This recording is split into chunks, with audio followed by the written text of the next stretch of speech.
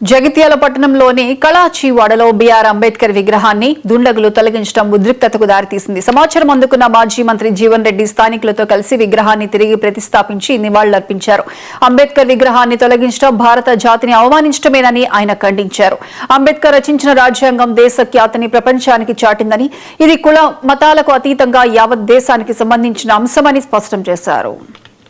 నిర్మాత బాబాసాహెబ్ బిఆర్ అంబేద్కర్ గారి యొక్క విగ్రహాన్ని మన దుండగులు తొలగింప చేయడం అనేది దాన్ని తీవ్ర నేరంగా పరిగణించాలని చెప్పండి. కేవలం ఒక కులానికి ఒక మతానికి చెందినటువంటి అంశం కాదు, యావత్ భారత జాతి చెందినటువంటి అంశం. బాబాసాహెబ్ బిఆర్ అంబేద్కర్ గారి యొక్క విగ్రహం ఇక్కడ దశాబ్దాల కాలంకి వెళ్ళి ఏర్పాటు చేయబడి ఉన్నది. ప్రతి 14th మనం ఏప్రిల్ ఏదైతుందో జయంతి ఉత్సవాలు కూడా ఇక్కడ మనం నిర్వహణ చేసుకుంటామని చెప్పండి. బాబాసాహెబ్ బిఆర్ అంబేద్కర్ గారి యొక్క విగ్రహం కేవలం వాళ్ళ ఈ స్థలాన్ని కాజేయాలనేటువంటి ఒక కుట్రపూరితమైనటువంటి ఒక దుర్బుద్ధితో నిజంగా కూడా దోషులు వారు ఎంత నేరపూరితమైనటువంటి ఆలోచన కలిగి ఉంటారో ఆలోచన చేయాలని చెప్పండి.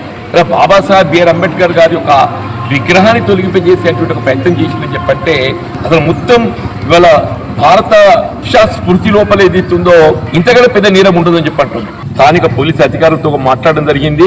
దీనికి బాధ్యులైనటువంటి ఒక దోషులు వారి వెనుక ఎవరు ఉన్నది కూడా ప్రధానమని చెప్పంటుంది.